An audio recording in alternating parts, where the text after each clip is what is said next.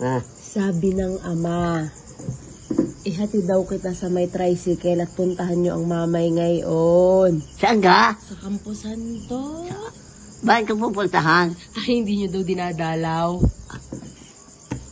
Oh, tayo. Ay, ba naman siya gabi pa?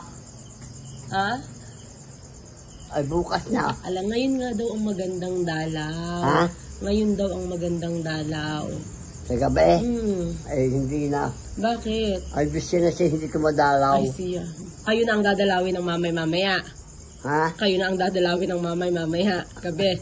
O, mamili kayo. Mamili kayo. Hindi. Kayo ang dadalaw o kayo ang dadalawin? Siya ang dadalawin ko. Hindi, ngayon na nga daw, alas 8. Ha? Ngayon na, alas 8 ng gabi. Ano? Kayo, alas 8 ng gabi. Pupunta doon? Ako? Kayo mag-isa. Doon?